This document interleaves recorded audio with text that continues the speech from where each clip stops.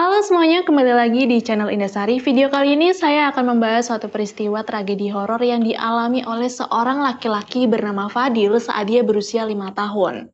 Cerita ini mengisahkan tentang tragedi sebuah pabrik di desanya yang meminta tumbal supaya pabrik gula tetap berdiri, dan tragisnya peristiwa tersebut sudah memakan korban dari karyawan pabrik, termasuk orang tua dari Fadil yang bekerja di pabrik itu.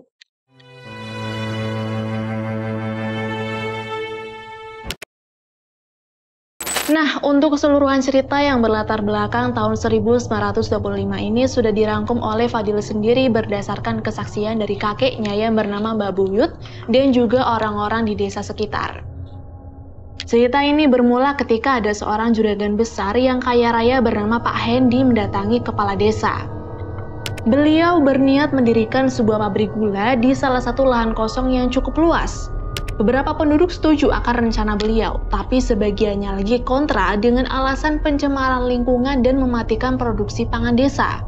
Kepala desa kemudian mulai menimbang dan mengukur kesetaraan antara keuntungan dan kerugian yang akan diterima oleh desa apabila menerima tawaran dari Pak Hendi ini. Tapi, ketika tahu Pak Hendi berani membayar mahal untuk lahan kosong yang akan didirikan pabrik, dan beliau juga bersedia membayar pajak tanah ke kas desa setiap tahunnya, akhirnya kepala desa, beberapa tokoh masyarakat, dan sesepuh desa menyetujui tawaran dari Pak Hendi. Tidak butuh waktu lama, pabrik itu pun mulai dibangun, di mana proses pembangunan pabriknya berjalan begitu cepat, hanya perlu waktu 7 bulan untuk pabrik seluas 1 hektar. Berdiri kokoh lengkap dengan area pembuangan limbah, Pak Hendri mengerahkan 500 kuli bangunan yang bekerja selama kurang lebih 18 jam untuk bisa mencapai target selesai pembangunan pabrik. Diketahui, Pak Hendi mengambil kuli-kuli tersebut dari sekitar wilayah desa dengan upah mingguan Rp5.000. Pada saat itu upah tersebut sudah mampu meringankan beban ekonomi penduduk desa dibandingkan harus menggarap sawah. Sehingga banyak yang terperdaya oleh kebijakan dari Pak Hendi, dan bagi orang-orang desa kala itu beliau merupakan orang yang rendah hati dan tidak pelit. Semenjak pabrik gula milik Pak Hendi dibuka, beliau membuka lowongan besar-besaran yang tentu saja lowongan tersebut merupakan peluang bagi warga desa di sekitar pabrik. Bahkan menjadi buruh pabrik saat itu adalah pekerjaan yang banyak diidamkan oleh warga desa, hingga banyak warga desa yang beralih pekerjaannya menjadi buruh pabrik. Singkat cerita, di saat lowongan pabrik gula ini dibuka, bersamaan dengan itu lahirlah Fadil, seorang anak laki-laki yang lahir dari pasangan suami istri bernama Pak Samit dan juga Ibu Ani. Pak Samit yang menjadi kepala rumah tangga dan sadar akan kebutuhan yang kian bertambah, akhirnya diikut mendaftarkan dirinya sebagai buruh pabrik. Dan saat itu hampir semua pendaftar dinyatakan diterima di pabrik itu. Karena memang Pak Hendi sedang membutuhkan ribuan buruh untuk menjalankan bisnisnya. Nah, pada saat itu, jam kerja yang ditetapkan oleh Pak Hendi terhitung tidak manusiawi, di mana Pak Hendi memberlakukan 14 jam kerja bagi buruh laki-laki dan 12 jam kerja bagi buruh perempuan, dengan upah yang tidak begitu besar, hanya Rp2.500 yang dibagikan setiap hari Sabtu di tiap minggunya. Namun hal tersebut bukan masalah bagi seorang Pak Samit, mengingat dia baru saja dikaruniai seorang putra dan pastinya akan membutuhkan banyak biaya untuk menyokong pertumbuhan ekonominya. Nah, karena Pak Samit ini terkenal sebagai orang yang tekun dan rajin selama bekerja, Pak Hendi pun berinisiatif menaikkan posisi Pak Samit menjadi kepala produksi. Mengetahui itu, Pak Samit sangat senang dan menganggap semua itu adalah berkah dari Tuhan sekaligus rezeki untuk anaknya yang baru lahir. Hari berganti minggu, minggu berganti bulan, pabrik Pak Hendi kian eksis, terlebih penggunaan mesin-mesin produksinya yang tergolong mewah di zaman itu. Alhasil produksi gula milik Pak Hendi selalu mencapai target. Bahkan hasil gula Pak Hendi juga terkenal dengan produknya yang bagus dan berkualitas hingga pelanggannya sudah sampai keluar kota dan provinsi. Di tahun 1930, kejayaan pabrik Pak Hendi mulai meredup dikarenakan peminat gula pada saat itu semakin turun drastis. Dan ditambah kabar dari Pak Hendi yang terkena stroke ringan, sehingga beliau sudah jarang mengunjungi pabrik dan memantau produksi pabrik miliknya. Tapi sebulan sekali biasanya Pak Hendi ini datang ke pabrik dengan menaiki mobil bersama supir pribadinya, dan itu pun hanya sebentar. Di setiap kunjungannya ke pabrik, beliau selalu mengajak Pak Samit ke area limbah pabrik yang lokasinya ada di belakang wilayah pabrik, dengan area yang tertutup dan hanya ada beberapa kolam-kolam yang berisi limbah-limbah sisa produksi gula. Nah, di samping area limbah terdapat kotak kamar mandi yang cukup luas, berukuran 3 kali 3 meter yang di dalamnya berisi sumur, dan area pemandian untuk beberapa buruh yang menginap di pabrik. Saat itu tidak ada yang tahu apa yang dilakukan Pak Hendy dan Pak Samit setiap kali mereka masuk ke area limbah. Namun gosip yang beredar bahwa setiap 1 bulan sekali Pak Hendy selalu datang dengan membawa sekantong kresek hitam hingga akhirnya salah satu buruh bernama Pak Yadi tidak sengaja mempergoki Pak Hendy menunjukkan isi kantong kresek tersebut kepada Pak Samit di ruang produksi. Semua diawali oleh Pak Yadi yang waktu itu kebetulan masih membersihkan mesin produksi, namun Pak Hendy dan Pak Samit tiba-tiba masuk dengan menutup pintu depan ruang produksi. Pak Yadi pun bersembunyi dan melihat apa yang ada di dalam kantong kresek hitam itu, yang ternyata isi dari kantong kresek hitam tersebut adalah kepala manusia. Pak Yadi berkali-kali mengingat detail kejadian yang dia lihat langsung dengan kedua matanya. Pak Yadi sangat yakin kalau dia tidak salah lihat, dan setelah Pak Hendy menunjukkan isinya kepada Pak Samit, mereka menuju area limbah dan setelah itu Pak Yadi tidak tahu apa yang dilakukan Pak Hendy selanjutnya. Semenjak kejadian itu, desas-desus mulai semakin menyebar, bahkan sudah menjadi rahasia umum bagi buruh pabrik. Namun tidak satupun buruh yang berani menanyakan kebenarannya kepada Pak Samit maupun Pak Hendy. Mereka memilih tidak ikut campur dengan urusan atasannya, lagi pula banyak yang segan dengan Pak Hendy atas kebaikan beliau selama ini sehingga tidak ada satupun yang berani mengusik. Oke, sekarang kita beralih ke sudut pandang Pak Samit yang menceritakan kejadiannya ke Mbak Buyut. Awal Pak Samit diangkat menjadi kepala produksi, Pak Hendy sudah mewanti-wanti bahwa bisnisnya ini mungkin tidak akan bertahan lama. Bahkan beliau bisa memprediksi jika pabriknya hanya bisa bertahan sekitar 5 tahun lagi. Dan benar saja, 4 tahun sudah Pak Samit mengabdi kepada Pak Hendy, semua berjalan dengan baik. Namun memasuki tahun kelima, bisnis Pak Hendy mulai mengalami kritis penjualan, sudah tidak mampu lagi mencapai target. Pak Hendy juga sering cerita kalau hutangnya mulai menumpuk di mana-mana. Pak Samit sempat memberi saran kepada Pak Hendy untuk memberhentikan beberapa buruhnya. Toh saat itu produksi juga tidak sebanyak dulu waktu ketika masih berjaya. Namun Pak Hendy menolak. Beliau sempat berkata tidak akan pernah mengorbankan buruh-buruhnya karena menurut beliau mereka punya keluarga yang harus dihidupi. Dan beliau rela mempunyai hutang yang banyak ketimbang nanti buruh-buruhnya ini tidak bisa makan. Mendengar jawaban dari Pak Hendy saat itu, Pak Samit langsung tersenyum. Dalam hatinya Pak Samit berkata, beliau adalah sosok bos yang langka, di mana beliau lebih memilih berkorban daripada mengorbankan. Tapi perkataan Pak Hendy hanyalah bualan semata sebelum akhirnya Pak Samit tahu semua kebusukannya. Tepat hari Kamis malam Jumat Kliwon sekitar jam 4 sore, Pak Hendy datang menaiki mobil di antar supirnya. Dia datang dengan membawa sekantong kresek warna hitam. Setelah itu, beliau mengajak Pak Samit ke area limbah. Di sana beliau sedikit cerita bahwa beliau sudah memikirkan matang-matang jika beliau harus mengambil sikap demi keberlangsungan hidup buruhnya. Pak Hendy sudah mengambil keputusan jika beliau akan meminta pertolongan kepada makhluk yang ada di sumber mata air yang letaknya ada di kaki gunung terbesar di daerah itu. Nah, di tahun tersebut memang bukan sesuatu hal yang mengejutkan jika ada seseorang meminta pertolongan bukan kepada Tuhan. Karena zaman itu orang-orang di desa masih banyak yang menganut kepercayaan tersebut.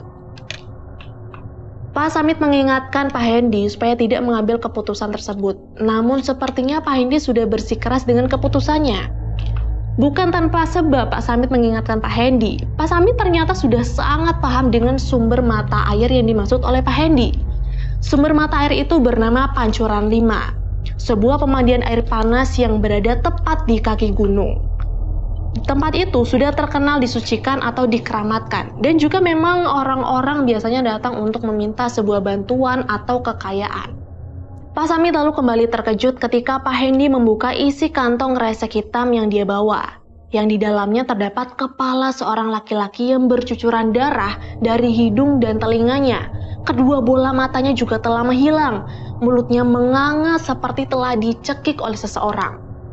Dan diketahui bahwa laki-laki tersebut merupakan tumbal yang dikorbankan melalui kecelakaan lalu lintas di sebuah alas yang dikenal angker di daerah yang cukup jauh saat itu.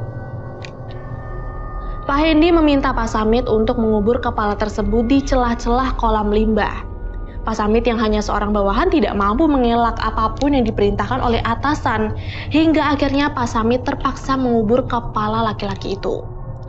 Setelahnya Pak Hendy berpamitan pulang. Beliau berpesan bahwa bulan-bulan berikutnya dia akan selalu datang di setiap Kamis sore malam Jumat Kliwon. Entah kenapa sejak saat itu Pak Hendy berubah menjadi orang yang sedikit arogan. Hingga saat itu Pak Samit lebih memilih diam akan kabar yang beredar di kalangan buruh pabrik mengenai sesuatu yang dibawa oleh Pak Hendy di dalam kantong kresek hitamnya.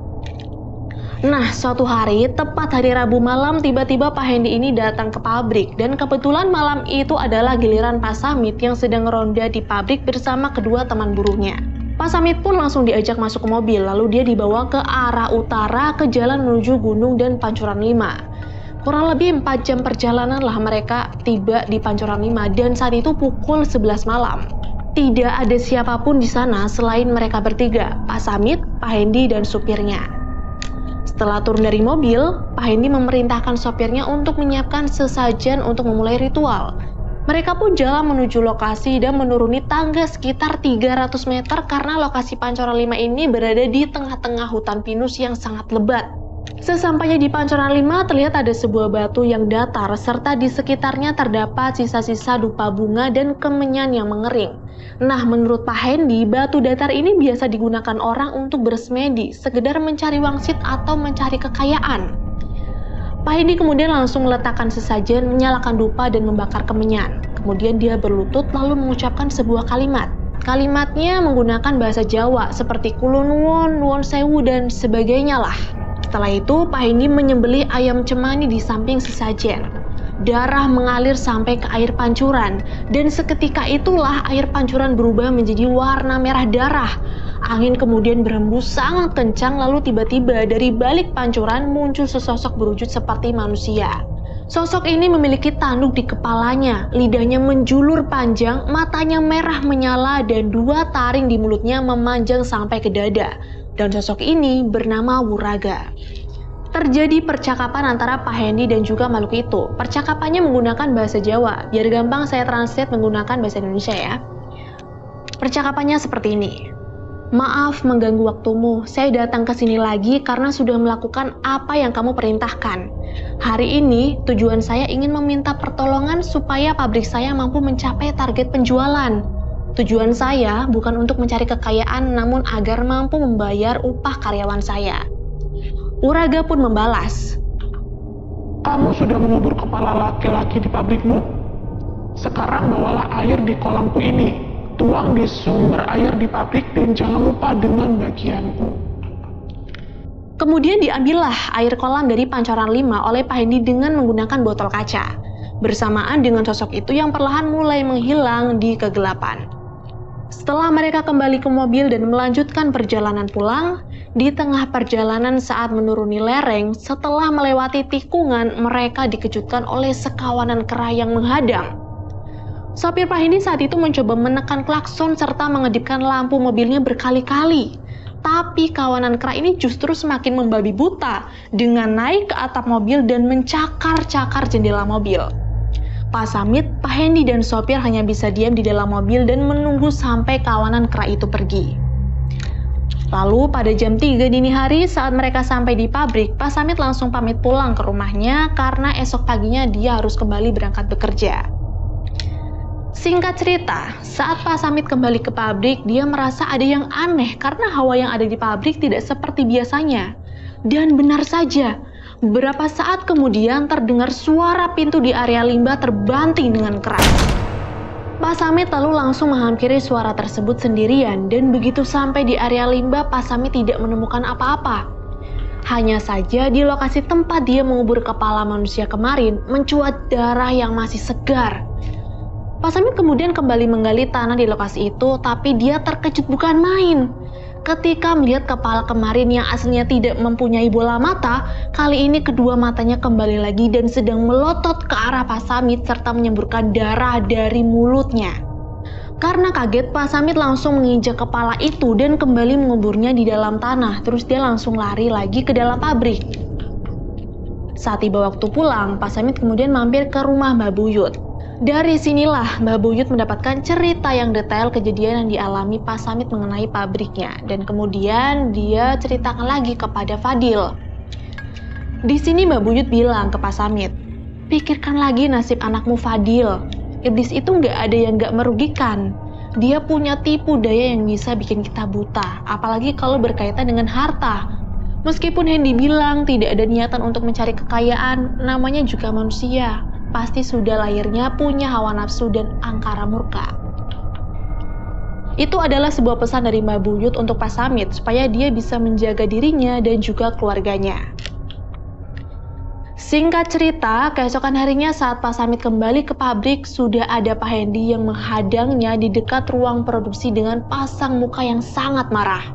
Dia bilang, "Apa yang kamu perbuat di pabrikku ini? Aku percayakan sama kamu, tapi ini balasannya. Lihat saja Samit, aku nggak bisa apa-apa lagi, kamu tahu sendiri akibatnya." Pak Samit langsung lari ke arah limbah, dan begitu sampai di area limbah, betapa kagetnya dia ketika melihat 6 orang buruh yang terikat kepalanya di tiang sumur dekat kolam limbah. Semuanya meninggal dengan lidah yang menjulur dan matanya melotot serta darah yang mengalir dari hidung.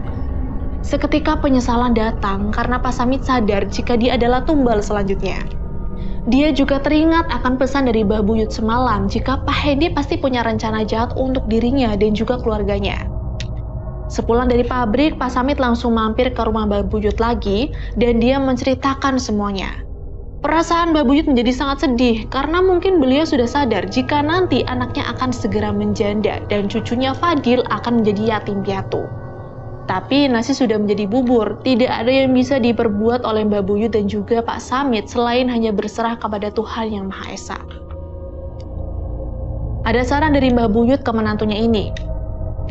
Ada satu cara agar kamu bisa terlepas dari hal ini, tapi resikonya besar sekali, namun kamu harus siap.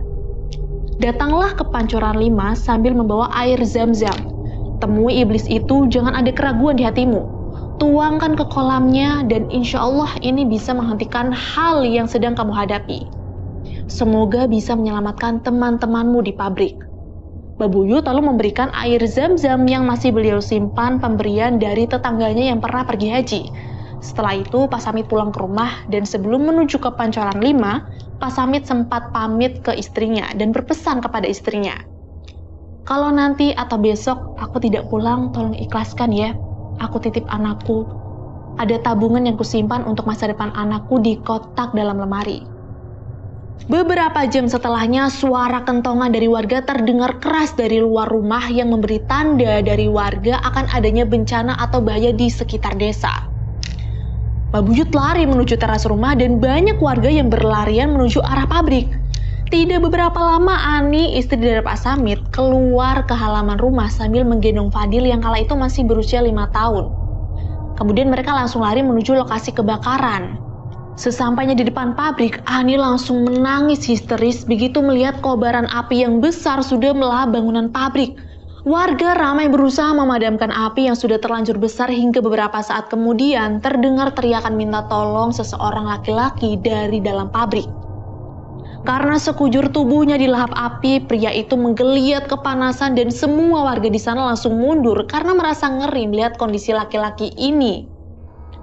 Dia gosong dan sekarat, tapi masih bisa berusaha berjalan keluar dari pabrik. Entah kenapa Mbah Buyut dan juga Ani merasa yakin kalau laki-laki tersebut adalah sosok Pak Samit, hingga akhirnya hal yang paling mengenaskan kembali terjadi. Menurut kesaksian, saat Mbah Buyut melihat laki-laki tersebut, tiba-tiba Bu Ani menjadi seperti orang yang kehilangan kesadaran. Dia lari menuju ke arah laki-laki yang terbakar itu tanpa memperdulikan siapapun. Warga sempat meneriaki Ani dan berusaha menariknya, namun tidak ada yang berhasil menolong Ani. Dan di saat Ani berada di dekat laki-laki yang terbakar itu, Mbah Buyut melihat dengan jelas sosok laki-laki yang terbakar itu berubah menjadi sosok iblis yang sangat besar yang pernah diceritakan oleh Pak Samit. Di saat itu juga Mbah Buyut sadar bahwa laki-laki yang terbakar itu hanyalah jebakan dari sosok Muraga. Namun kini Bu Ani sudah masuk ke dalam jebakannya bersamaan dengan kobaran api yang semakin membesar dari pabrik tersebut. Untungnya Fadil selamat dan dia berada di pelukan Mbah Buyut sambil menangis melihat ibunya yang sudah menghilang di telan api. Pada akhirnya Mbah Buyutlah yang merawat serta membesarkan Fadil sampai saat ini dan menceritakan kejadian yang menimpa kedua orang tuanya kala itu saat Fadil sudah dewasa supaya cucunya ini bisa belajar atas kejadian mengenaskan tersebut. Entah apa yang terjadi ke Pak Samit. Dia tewas karena ikut menerima konsekuensi atau selamat dengan pergi ke tempat yang jauh. Tidak ada yang tahu. Oke, untuk pembahasan kisah kelam lainnya nantikan di video selanjutnya. Terus kalau kalian mau request, tulis di kolom komentar atau bisa DM di Instagram saya @_sarrasa. Sekian video kali ini, sampai ketemu di video selanjutnya.